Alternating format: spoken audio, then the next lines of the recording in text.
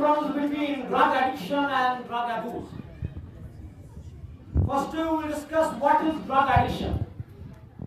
Drug addiction ये simply एक ऐसी कंडीशन होती है जहां इंसान ये बिलीव करता है कि उसका जो वेलबीइंग है, उसकी जो सेटिस्फैक्शन है, उसकी लाइफ में जो कंफर्ट आ रहा है, वो तब आ रहा है जब वो किसी ड्रग को इंटेक करता है.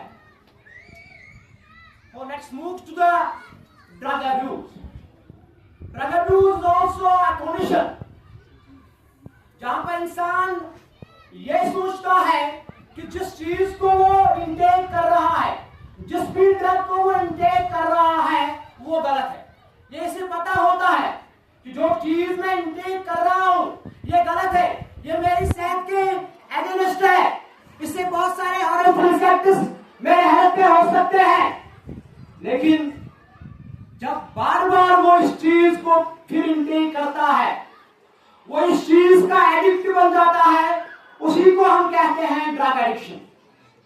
लेकिन in case of drug abuse situation, जहां पर हर किसी यूथ के पास ये एक मौका होता है कि वो इस ड्रग से दूर रह सकता है, लेकिन जो ही वो इस चीज को बार बार कंज्यूम करता है, बाद में उस चीज का एडिक्ट बन जाता है, वो इस चीज के बिना फिर रह नहीं पाता है, उसी को हम कहते हैं ड्रग एडिक्शन.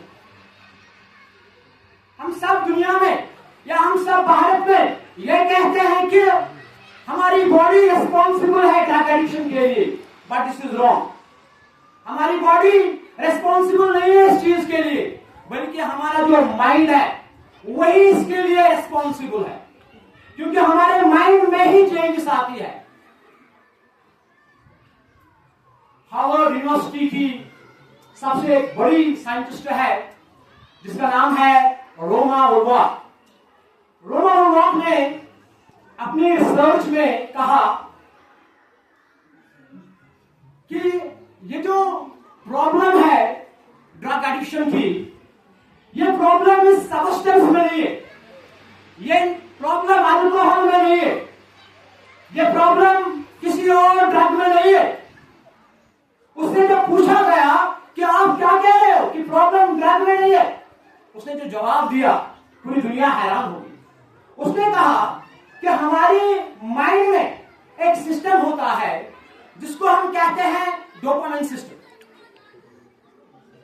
ये वो सिस्टम होता है हमारे माइंड का जो रिवार्ड्स, जो प्लेजर के ऊपर काम करता है, जो हमेशा ट्रैक करता है रिवार्ड को, जो हमेशा ट्रैक करता है प्लेजर को, जो आपको ये सिग्नल देता है कि आपकी जो सेटिस्फैक्शन है वो किसी और चीज से नहीं हो रही है, बल्कि ड्रग से हो रही है. दूसरी बात, अगर हम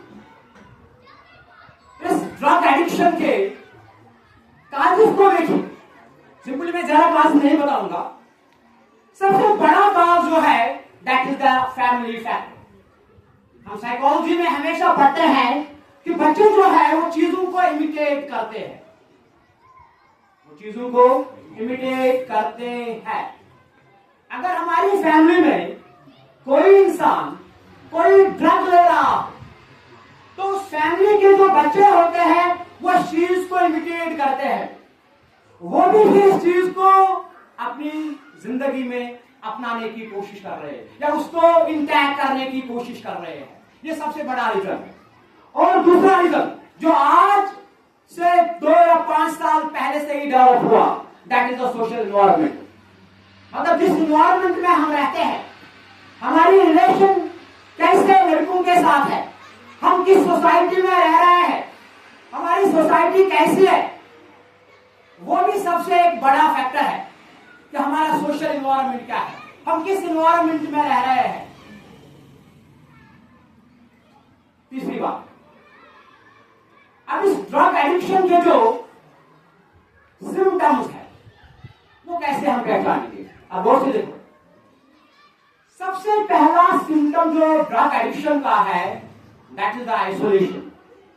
जो भी व्यक्ति ड्रग के शिकार में आता है वो सबसे पहले आइसोलेशन पॉलिसी को अडॉप्ट कर रहा है। यहाँ पर 10th के बहुत सारे बच्चों को पता होगा कि आइसोलेशन क्या है, पढ़ा भी होगा। आइसोलेशन मतलब वो अपने आप को अलग करता है।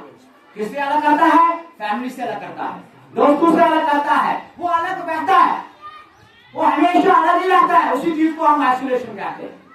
दूसरी बात, वो नेगेटिव एक्टिविटीज में ज्यादा जाता है। नेगेटिव एक्टिविटीज मतलब वो चोरियां करता है, वो बड़े बड़े क्राइम करता है, क्योंकि उसे लगता है कि ये चीज जो मैं कर रहा हूं ये कोई गुनाह नहीं है, ये कोई गलत चीज नहीं है। क्योंकि ड्रग एडिक्टेड इंसान को ये ड्रग चाहिए, चाहे उसके लिए उसे चोरी भी करनी पड़े। इसीलिए वो इंसान नेगेटिव एक्टिविटीज में ज्यादा जाता है।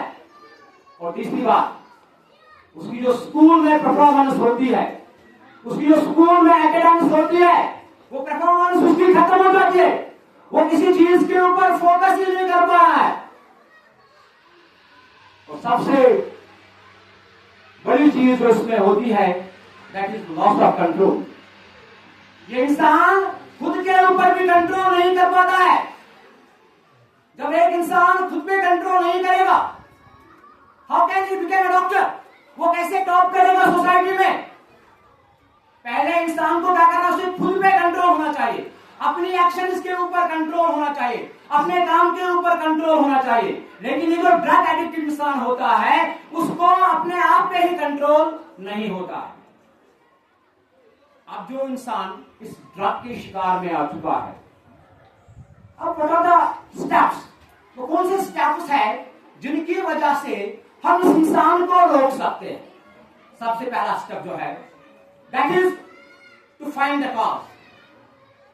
हमें इसका कॉज समझना पड़ेगा, क्यों ये इंसान इस ड्रग के चक्कर में आया है। बाद में हम इसका ट्रीटमेंट कर सकते हैं। दूसरी बात कि हमें उसको मेडिसिन प्रोवाइड करने, जो एंटी ड्रग मेडिसिन आती है। और चौथी बात, उसको सपोर्ट करना है। उसको क्या करना है? हमें सपोर्ट करना है। और चौथी बात कि भारत में हर जगह रिहैबिलिटेशन सेंटर्स को कायम किया गया है, जहां पर ऐसे इंसानों को लाया जाता है जो किसी नशे में आ चुके हैं, जहां पर उनकी आदत छूटती है।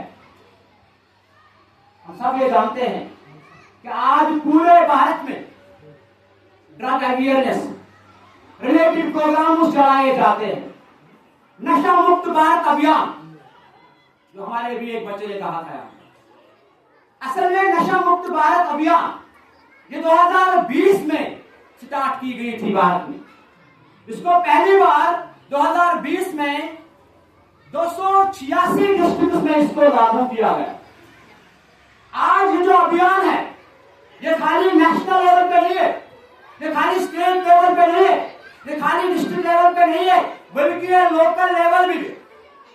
इसका मकसद क्या है? ताकि ज्यादा से ज्यादा अवेयरनेस प्रोग्राम चलाया जाए, ताकि लोगों को अवेयर किया जाए, रैलियां निकाली जाए, सेमिनार्स किए जाए, ताकि लोगों को बताए या लोगों को कैसे हम इस नशे से दूर रख सकते हैं।